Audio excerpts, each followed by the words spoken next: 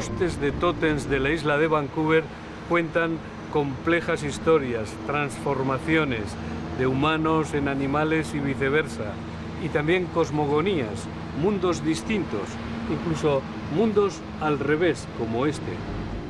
Las primeras naciones son los indígenas, tal como prefieren ser llamados en Canadá.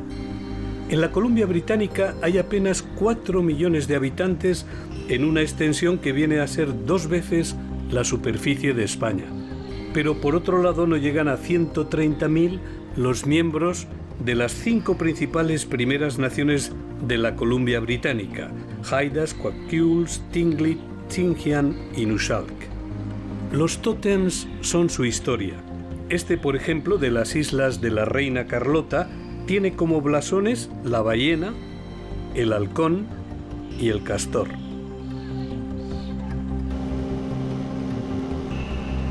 La Columbia Británica, al oeste de Canadá, frente al Pacífico, se extiende por casi 1 millón de kilómetros cuadrados. Es la tercera mayor provincia de Canadá tras Quebec y Ontario.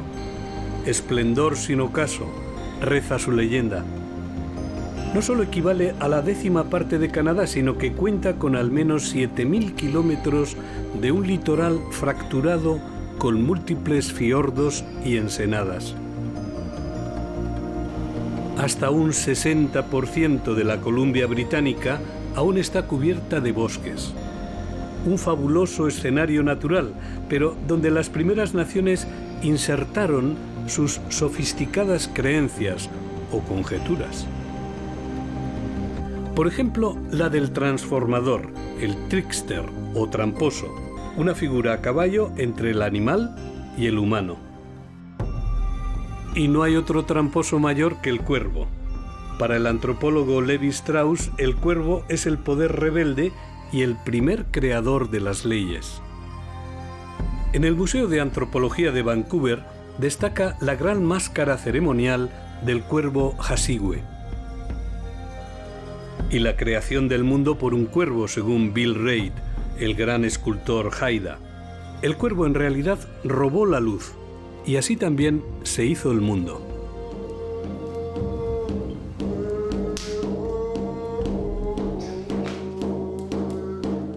Las historias de las primeras naciones fluyen aún como si el mundo no estuviese cerrado del todo. Esta es la casa comunal de los Stolo, un pequeño grupo indígena en el pueblo de Chirihuaca. Una vez, una niña Stolo preguntó a su madre por qué picaba y molestaba el mosquito. En cambio, el colibrí, que también tiene alas y pico, no pica ni molesta, y tiene bonitos colores. Está claro cuál ha de ser el modelo.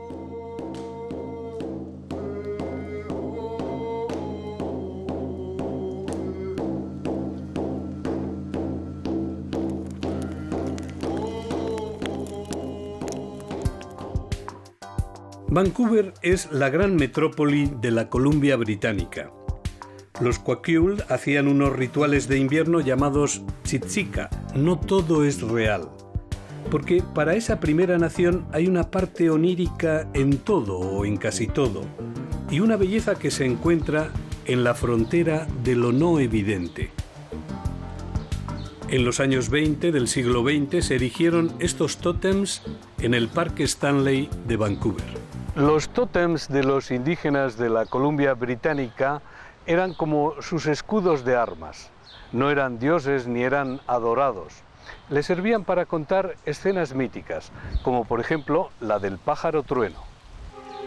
Es la deidad del mundo superior y una de las más poderosas.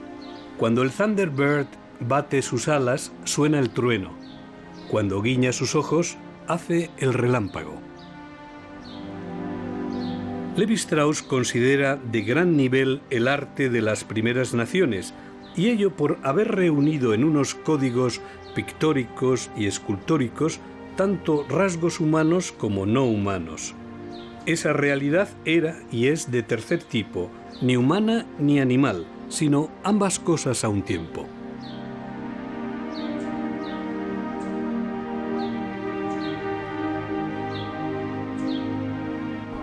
Este es el tótem, el monumento funerario del jefe Skenans de la tribu Haida. Tiene 3 elementos diferenciados: la ballena, el oso grizzly y la cabra montesa. Es el único tótem mortuorio de Stanley Park. El original se esculpió en 1858 en las Islas de la Reina Carlota. En 1962 encargaron esta réplica al escultor Haida Bill Ray. Los tótems suelen durar entre 60 y 80 años.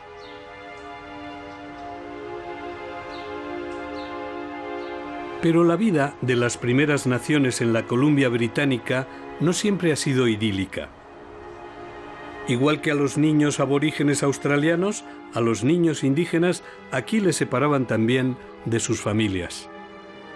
La escuela tribal de Lowell fue una de las famosas, tristemente famosas, residential schools, donde internaban a los niños de los indígenas de la Columbia Británica. Estos internados supusieron un gran impacto contra los indígenas. Se les quería asimilar a toda costa a la sociedad eurocanadiense. No interesaba lo nativo. Un sistema fracasado, pero que duró hasta 1984. Algunas iglesias canadienses han pedido perdón por las residential schools. Una tarde vemos en las afueras de Vancouver cómo vuelven a navegar las viejas canoas de las primeras naciones. Una de las instructoras del grupo recreativo Tayaka o Lobo de los Salis costeros es Nicole Jones, una chica indígena con un nombre anglosajón. Unfortunately, I don't have a traditional name. I was adopted out of my family, and I grew up out here on the coast, and I have just recently met my biological family, my mother. It's something that you have to earn. You have to prove to your community and your elders, your parents, and you have to prove, what you do, what you're here for in your life. You're living your life in a good way. On the back side of the paddle, here you'll see the ancestral eye. And when we paddle with ancestral eye, we always like it to face behind us. That way, ancestral eye is looking out for our families and our loved ones.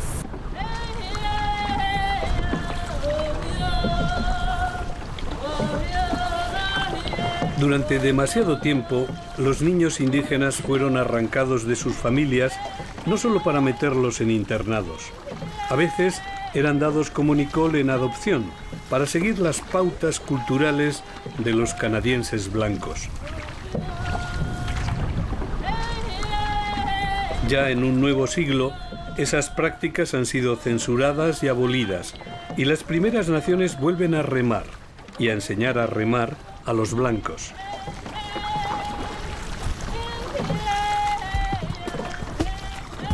Vamos a Mission, un pueblo casi en la frontera entre la Columbia Británica y el estado de Washington, en el noroeste de los Estados Unidos. Hay un centro cultural de los indígenas Stolo llamado Shaitem, Transformación. Esta es una de las casas típicas de los indígenas Stolo.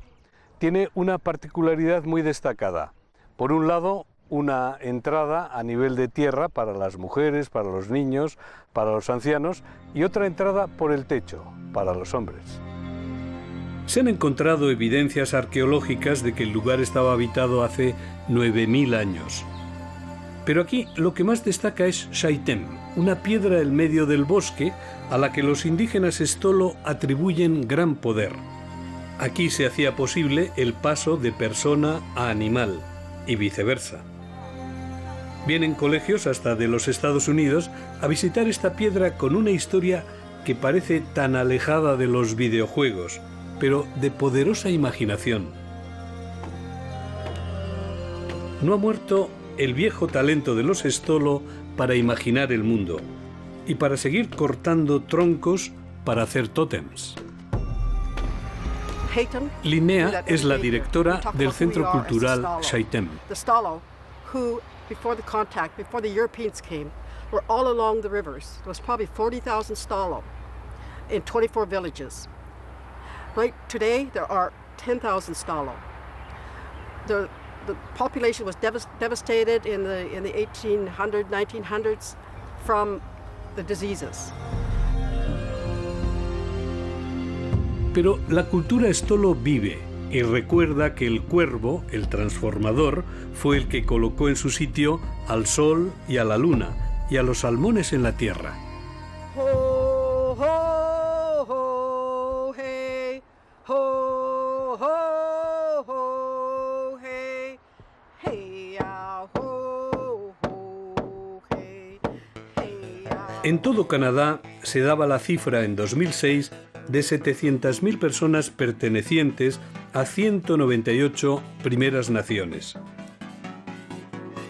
Los Stolo, dentro de los Salis costeros, son 24 bandas o subgrupos.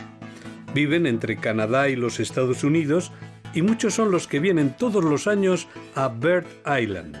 Es una isla fluvial entre los brazos del río Harrison, sagrada para los diversos clanes de Stolo en ambos lados de la frontera. Hoy aquí en la isla Seabird, la isla del pájaro marino, se va a celebrar la gran regata de canoas de los Stolo. Los Stolo son pocos miles, pero no se quieren dar por vencidos en la carrera de la modernidad.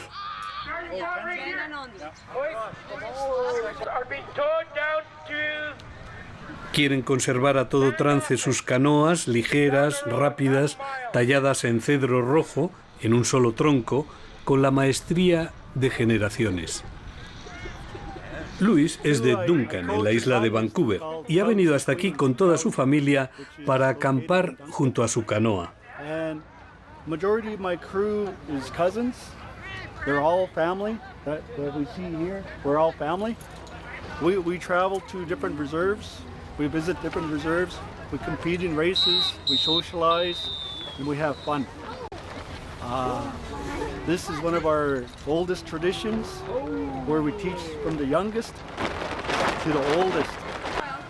And my grandfather paddled, coached. He passed it on to my father. He trained and coached his crew. And I'm the third generation doing the same thing, coaching and managing my canoe club. Catherine, la joven mujer, acaba de tener una niña. No, I don't. Like I did before for fun, to like just have fun. I've never raced, but I just like trained for fun. But like now, when like I have a daughter and she's like more important. Mientras se van organizando las regatas, hay quien aprovecha para jugar un partido de fútbol. Tampoco falta en Seabird Island una pequeña feria de atracciones. Los tiempos cambian. Esencial para los indios de la costa del noroeste fue el potlatch, la fiesta de exhibición y destrucción de riqueza.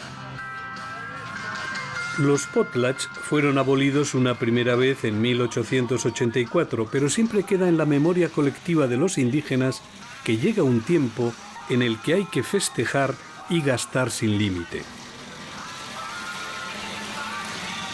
Hoy eso tiene una pálida traducción en la pequeña feria de la isla Seabird.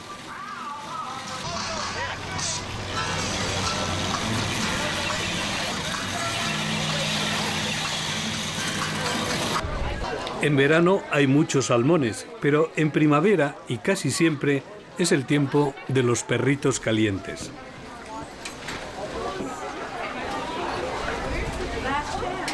Pero aquí se ha venido básicamente a remar y a ver remar. Poco a poco empiezan las regatas. Hay varias categorías: niños, hombres, mujeres.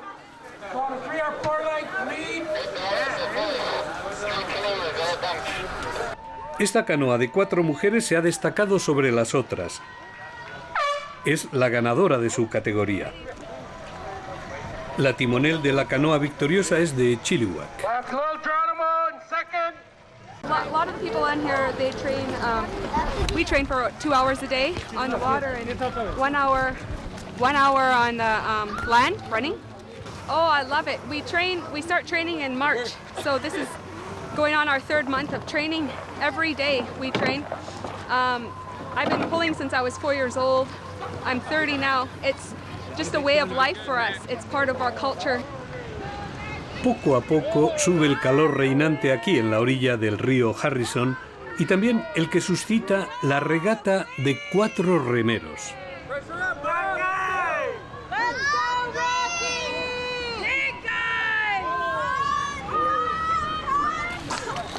Esta es la canoa ganadora de los Stolo de Chilliwack. It makes the people feel good to carry on, and that what you've done in your time, our old people, the teachers, used to tell us you stand with the best of them. Whatever you do in your walk of life, you try hard, and that's what the people try to do here in the events. Llega el plato fuerte de la gran regata de la isla del Pájaro Marino. Hay un espíritu de competición más que un espíritu de ganar por ganar entre los Stolo. Los Stolo, como otros indígenas de la Columbia Británica, conciben la vida de la comunidad como la de una familia conectada con un legendario antepasado en un tiempo remoto. Pero, como dice Edward Sapir, ese antepasado común lleva a tener abundantes grados de relaciones en un pueblo.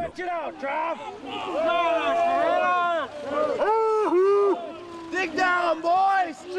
Reach! Reach for Trav! Porque hay un sentido de parentesco muy extendido, aunque no sea obvio. Un hombre mayor puede llamar a un niño su viejo hermano. Todo eso tiene reflejo en multitud de actividades de los Stolo, tanto diarias como extraordinarias, como las regatas.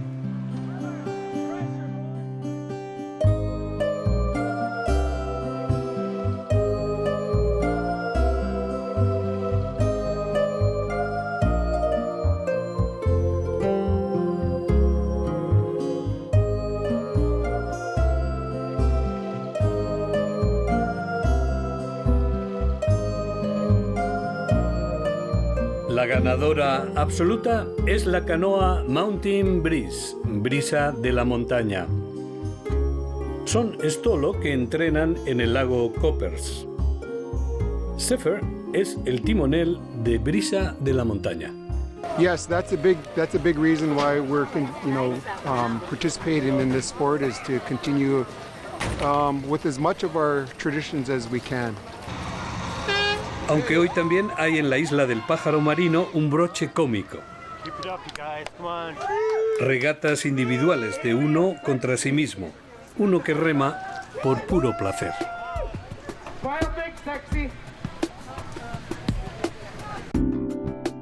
Una mañana de primavera embarcamos en este ferry rumbo a la isla Vancouver, aunque en realidad su primer nombre oficial fue Isla de Quadra y Vancouver, porque ambos navegantes, uno español y otro inglés, coincidieron en estos mares y tierras del noroeste de Canadá en 1792. Pero el verdadero adelantado de España en estas latitudes fue Juan Pérez. En 1774 llegó con la fragata Santiago a esta zona, al norte del estrecho de Juan de Fuca, frontera marina entre Estados Unidos y Canadá.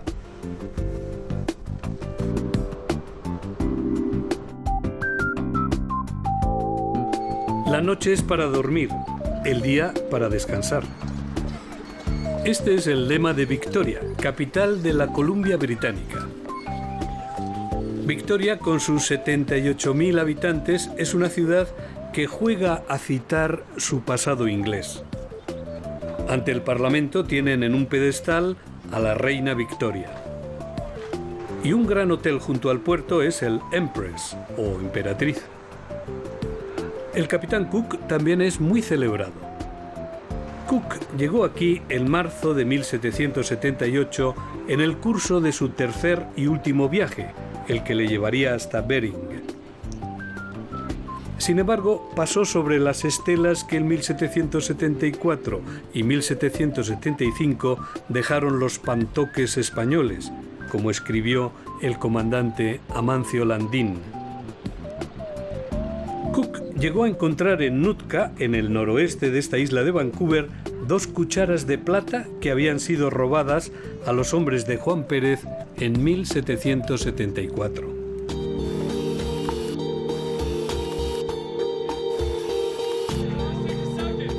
Hoy el puerto de Victoria es un rompeolas de gentes de las más variadas procedencias. Vemos a una familia uterita. Son anabaptistas alemanes originarios del Tirol que escaparon a Moravia en el siglo XVI y luego a Rusia. Llegaron en 1874 a Norteamérica. Los seguidores de Jacob Hutter, acérrimos pacifistas, son unos 50.000 en Estados Unidos y Canadá. A poca distancia del centro de Victoria se encuentra el Parque Quadra. Está presidido por la estatua erigida en memoria de Juan Francisco Bodega y Quadra, nacido en 1743 y fallecido a los 51 años. El marino español, zarpando desde México, hizo 3 grandes viajes de exploración en la costa noroeste de Canadá. Quadra fue un gran observador de las peculiaridades del noroeste canadiense. En el puerto pesquero de Victoria se entreven focas leopardo. Quadra anotó asimismo las creencias de los indios meschimes. La mujer se crió primero que el hombre. Vino Dios a visitarla en una canoa de cobre y del humor que arrojó ésta de las narices formó el primer hombre.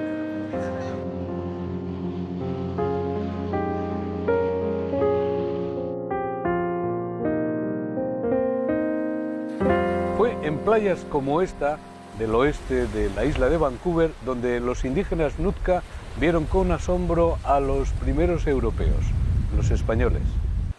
Este lugar concretamente se llama Tofino en honor del hidrógrafo y brigadier de la Armada Española Vicente Tofiño de San Miguel, que lo recorrió en 1792. Los indios que encontraron los españoles en Tofino y más al norte de esta costa eran los Nootkas, aunque en realidad eran y se llaman aún los Nuchanult.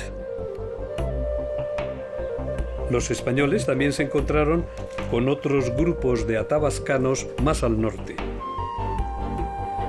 Por ejemplo, los Tlingit fueron descritos por el marino Murel de la Rúa como de color trigueño claro, algunos de un blanco regular, fuertes, de buena estatura. Vestían pieles unidas de nutria, lobos marinos, oso o venado, y a menudo con un sombrero vegetal en forma de embudo.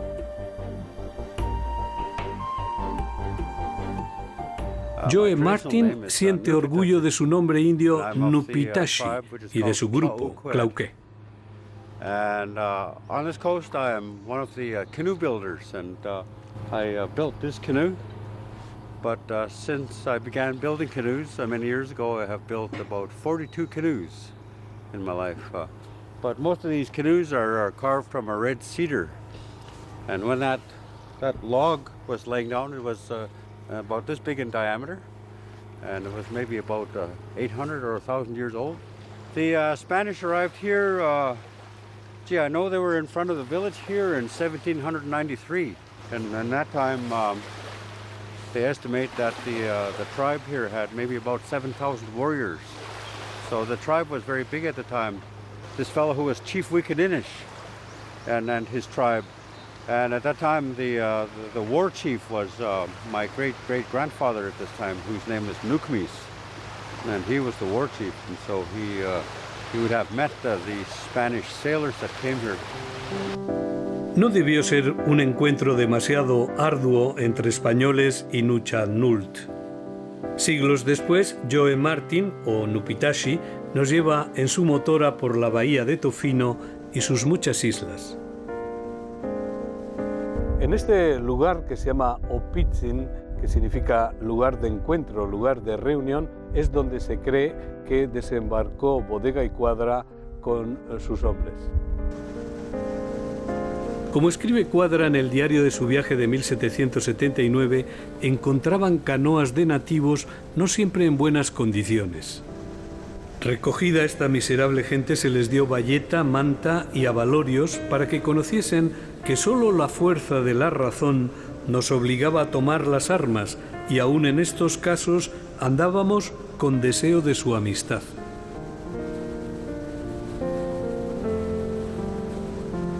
Nuestro intento ahora es desembarcar también, pero con la idea de ver el bosque primario que queda en Mears, una de las islas de este archipiélago privilegiado por la naturaleza y la protección de la misma. Los españoles se sorprendieron por la abundancia de esta tierra.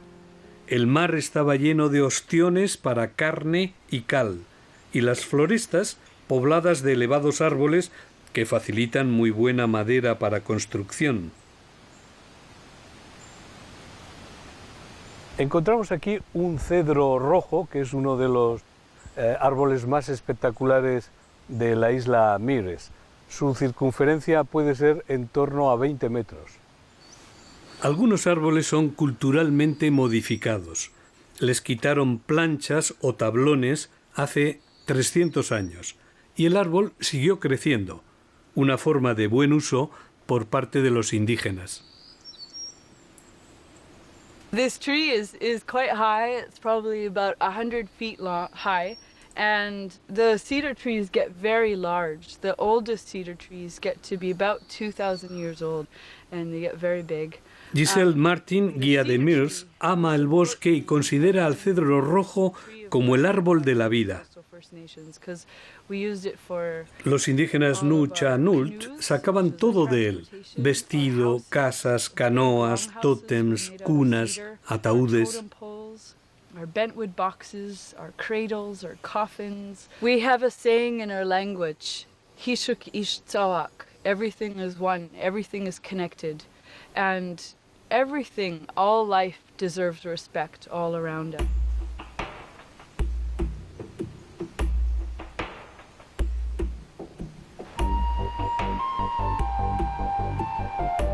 Reshuisha es una pequeña aldea de los actuales indígenas Nucha-Nult, descendientes de los antiguos Nutcas.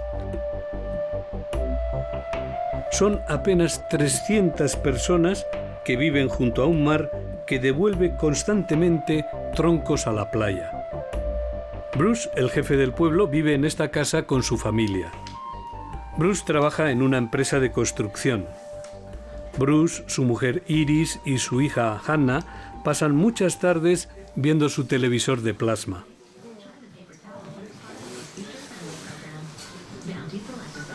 Es una casa donde prácticamente solo hay una habitación, pero con buenas vistas al mar. No falta el retrato del abuelo, el padre de Bruce, tiempos antiguos. Ni falta un piano a la última para Hannah. She actually belonged to my mom's uncle, and her uncle had no children, so she took over the seat until one of us were able to take over, and I was trained quite young throughout my life. Since I was probably younger than her, they took me and they told me what my roles and responsibilities were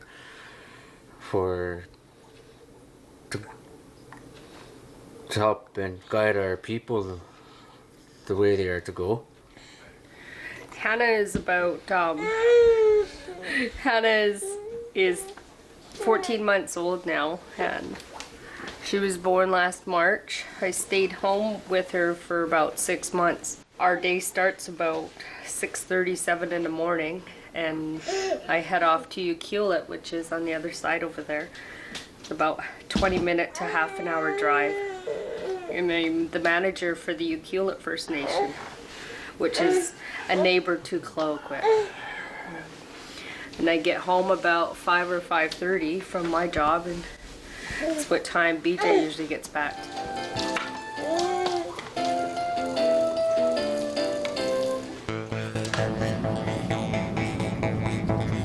Vamos ahora a la costa oriental de la isla de Vancouver. Nuestro objetivo son las islas Discovery y dentro de ese grupo vamos a la isla Quadra, que pasa por ser la más escenográfica de este paraje situado entre la gran isla de Vancouver y la tierra firme de la Columbia Británica. En la travesía hasta Quadra, las papeleras producen un ambiente de humos y luces fantasmagóricas. Quadra, con sus 2.700 habitantes permanentes y sus 35 kilómetros de longitud, se ha convertido en un exclusivo lugar residencial. En Cape Madget, o Yakulta en idioma nativo, vive la mayoría de la gente, cerca de 1 millar de personas. Son en cambio pocas decenas y están muy mezclados los miembros de la primera nación de la isla, que son los Kwakwaka'wakw.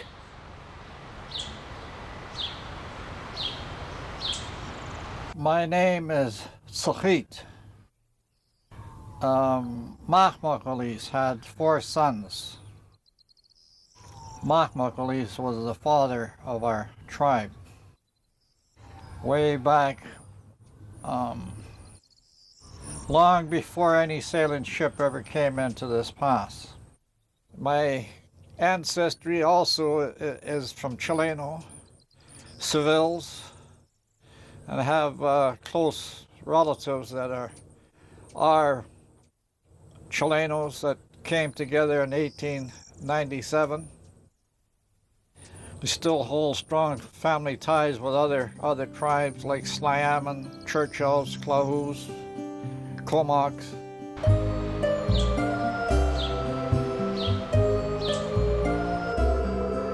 Cormorant Island, isla Cormorán entre Vancouver y la Columbia Británica. La capital isleña, Alert Bay, es famosa por conservar sus tradiciones indígenas. El cementerio de los indígenas Nangis de aquí de Alert Bay presenta esta originalidad, los postes totémicos. Los españoles de Bodega y Quadra apreciaban mucho una suerte de lenguado o rodaballo que tenía vara y media de largo con su respectivo grueso y ancho. Era halibut.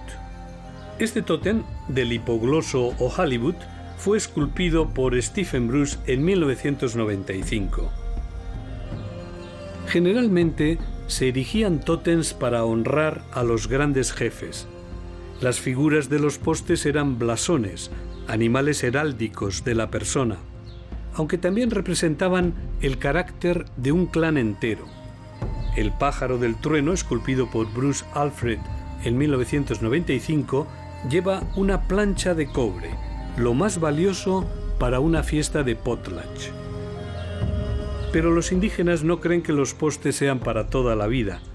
Si caen o se dañan, es que es tiempo de hacer uno nuevo. De todos modos, en Albert Bay tienen el mayor tótem de todo el país, de 57 metros de altura, erigido en 1973 con el hombre sol, Kushgimuk, Kulus, su primo, pájaro del trueno, y así decenas de figuras de los Kwakwaka'wakw.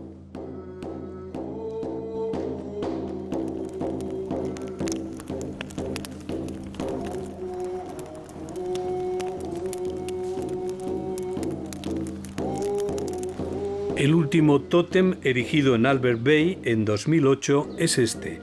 Su autor es Cory Bulpit, o Toqueaya, que significa escultor experimentado. A memorial pole for the Haida that died of smallpox in 1862. Yeah, it's a memorial pole for those that died in 1862 from smallpox inflicted by Governor James Douglas and the British Columbia government. El Centro Cultural Umista, que significa rescate, no es solo impresionante por los artefactos indígenas que reúne, sino por su historia. Estas máscaras, tótems y demás usadas en los potlatch de los indígenas fueron secuestradas por el gobierno canadiense y devueltas solo en el año 1980. Para el antropólogo Franz Boas, el potlatch era la manera de adquirir prestigio. Los potlatch, esas peculiares fiestas de exhibición y gasto de riquezas, fueron prohibidas por los británicos y luego por el gobierno canadiense, dado que ese dispendio se volatilizaba en una noche. Arruinaba la economía de la gente y los impuestos del gobierno. Estas planchas de cobre eran la ofrenda ritual y también los billetes de banco para los Kwakwaka'wakw. Las planchas de cobre iban subiendo de valor según las fiestas en que se presentaban y la categoría de los jefes que las usaban en sus transacciones.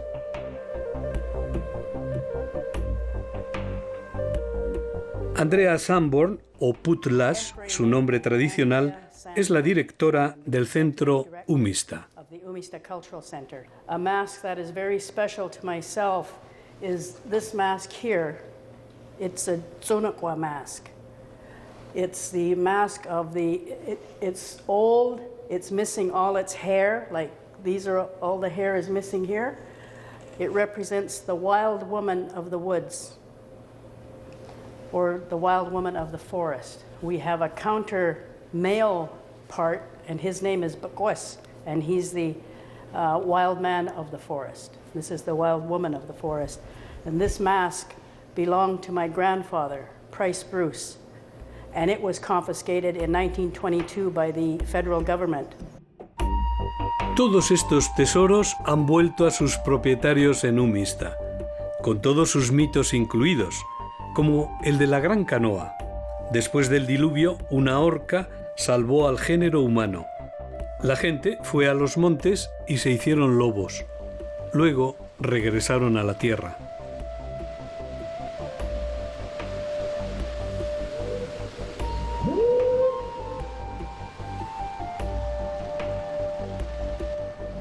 Frente a Aller Bay, en la costa, está Port McNeill. Tiene una población de unos 3.000 habitantes, es decir, mucha soledad y más que nada recuerdos de las primeras naciones.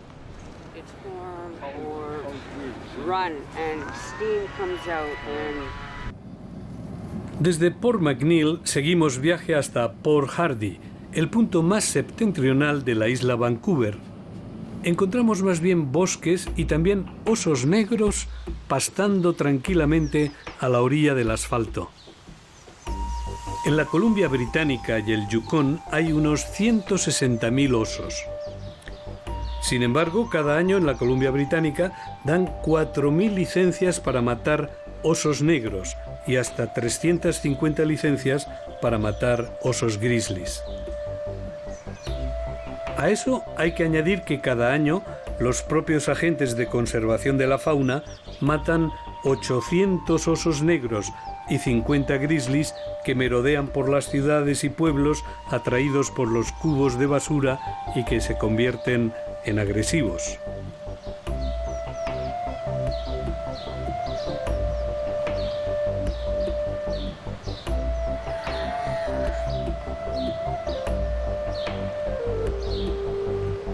Hacia mayo-junio es su época de apareamiento. Viven unos 25 años.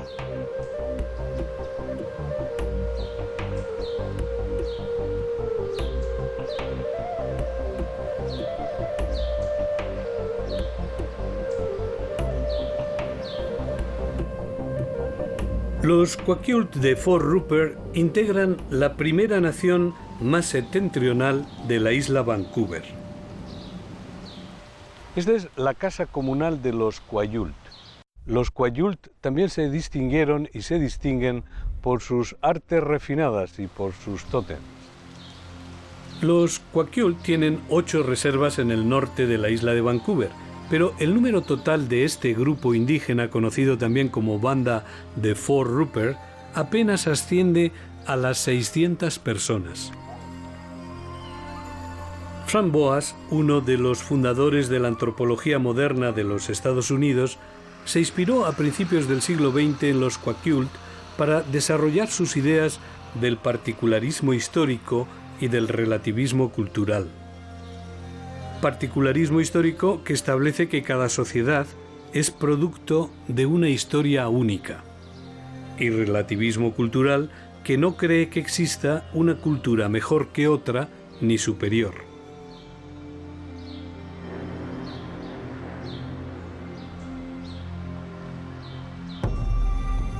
Lo cierto es que en el cementerio de Fort Rupert la cruz y el tótem a veces coexisten, como en la tumba de Alexander Hunt, fallecido en 1998.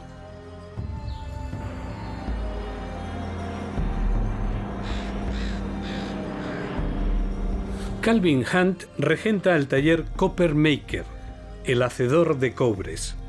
Es el escultor de más prestigio de los Kwakiutl. Calvin Hunt no solo esculpe tótems en cedro. Él es desde 1998 Nasom Yes, un jefe tradicional de su tribu Kwakiutl por vía hereditaria.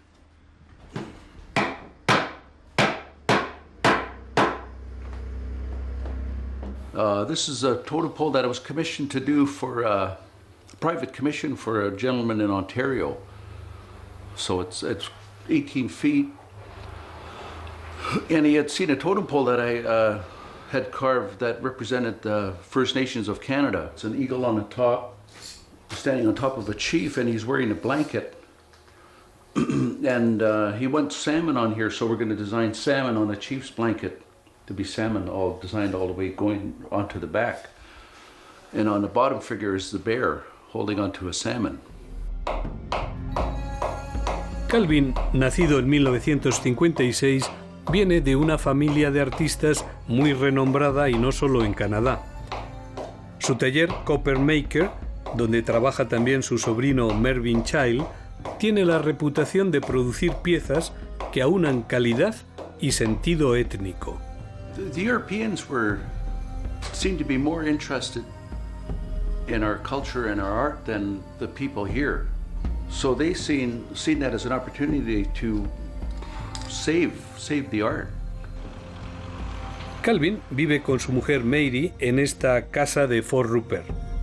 Nos permite visitarla. Es un chalet con todas las comodidades en este último pueblo del norte de la isla de Vancouver. Calvin va a organizar un potlatch en honor de su hija que ha estado trabajando como voluntaria a favor de las Primeras Naciones.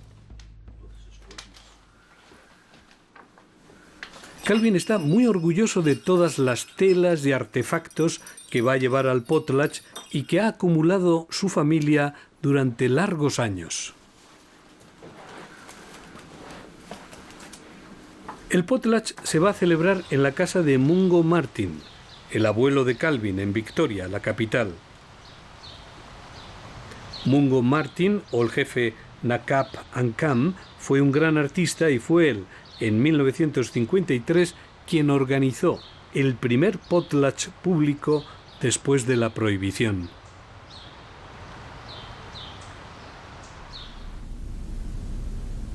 Okay, this is a piece that I just finished, the moon. This is called a klasla. And this is a dance that was passed on to my wife. It's called kakusala. And what it is she's going to dance before all the chiefs. It's such a high-ranking dance. Esta diadema con sus pieles de armiño se llevará en el primer baile ritual en torno a la casa de Mungo Martin. These are 2 button blankets and 2 aprons. They are made especially for our 2 sons. This blanket here, blanket and apron, this one is a sea monster, which comes from a Quechino legend of my husband's that has been passed on from his mother. A veces se trata de paños ingleses militares de finales del siglo XIX, guardados celosamente durante muchos potlatch y generaciones. No, I repaired that one. Personally, it shows my love for my children. It helps them on their path to their cultural background, to realize where they're from, who they are, and what their culture means to them. Para no perder el vínculo con el futuro, la familia de Calvin y Mary Hunt vuelven a hacer un potlatch donde la riqueza material será evidente, pero también el baile, las canciones, las leyendas y la distribución de regalos entre los invitados, como siempre ocurrió en la costa del noroeste.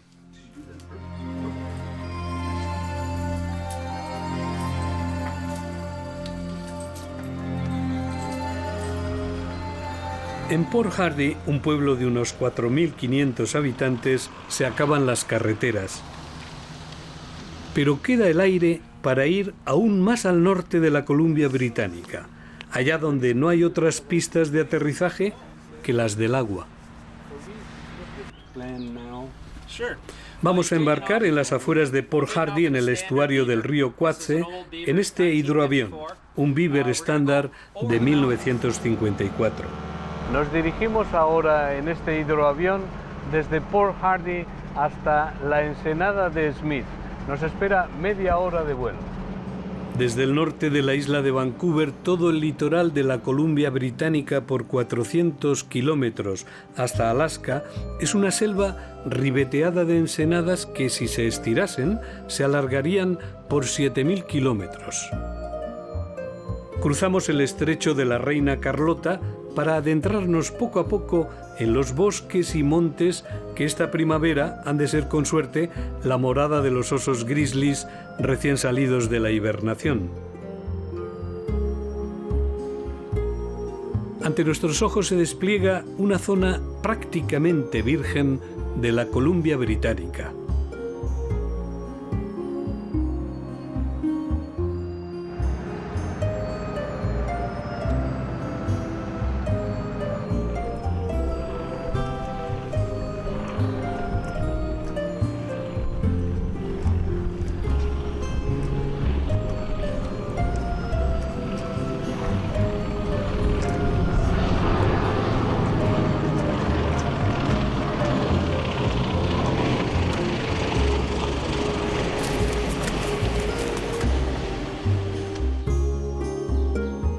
Navegamos ahora por el río Nikkei y sus aguas, que son como un espejo. Así son los paisajes de la Columbia Británica, sus ríos y bosques todavía vírgenes. Son el hábitat de los osos grizzly. Y de repente, la gran sorpresa, la cara más soñada de la naturaleza. Entre los mayores osos del mundo, los grizzlies pesan unos 250 kilos. Ahora están flacos tras un largo invierno a base de dormir y de tirar de sus reservas de grasa.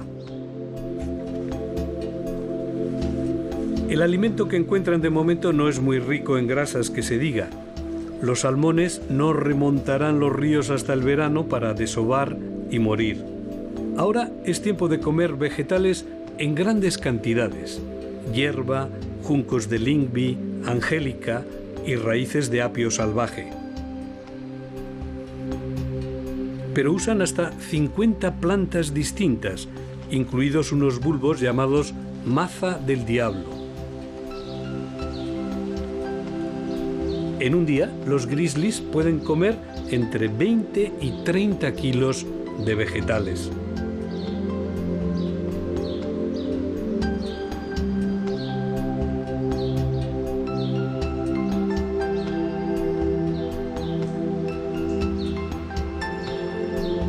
A las 9 de la noche, en la raya del anochecer, encontramos un tercer grizzly que está durmiendo tranquilamente encima de un tronco, allí.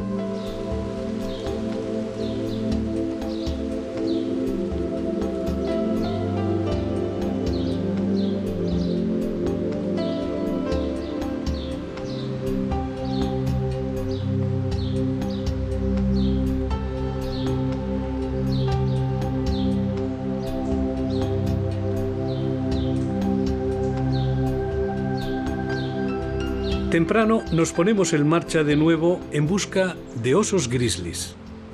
Son las 7 de la mañana y una densa niebla copa la superficie del río en este nuevo intento por la ensenada Smith para ver osos. Es imperativo conservar los bosques de cedros rojos, abetos sitka y pinos para proteger a los osos. No se puede compaginar la tala de la madera y el oso grizzly, ni siquiera la tala y el salmón, que es la base de la dieta veraniega del oso. A veces, estando aquí tan al norte en Canadá, nos da la impresión de estar en la selva del Amazonas, porque los ríos se deshacen en caños y lo que cambia naturalmente es la vegetación y la fauna, pero no su aspecto misterioso. Por doquier hay plantas epífitas y los árboles hasta en el agua se llenan de barbas y líquenes.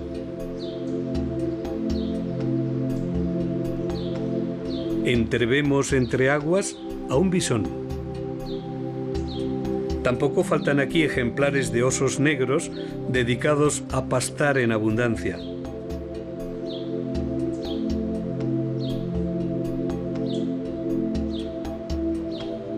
Pero en cualquier recodo puede estar el rey grizzly. Vemos una osa grizzly pastando en esta orilla del río.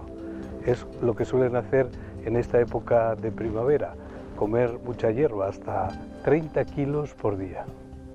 Pero es todo un espectáculo de la naturaleza ver a tan poca distancia una osa grizzly, en este caso, con su gran joroba y su color marrón amielado.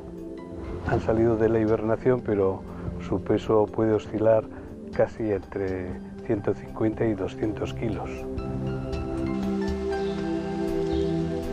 Siempre se recuerda aquí el caso de Timothy Treadwell, que vivió 13 años entre osos grizzlies.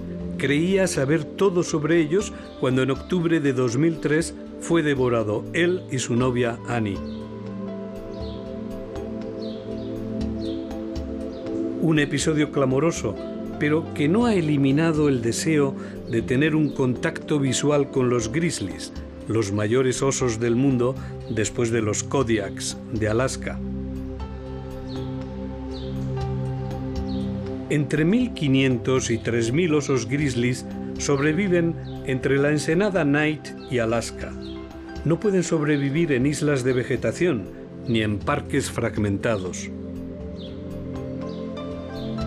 Los grizzlies necesitan espacios continuos sin madereros a la vista, sin que las herrerías y pistas forestales perjudiquen las zonas de desove del salmón, principal alimento de los grizzlies.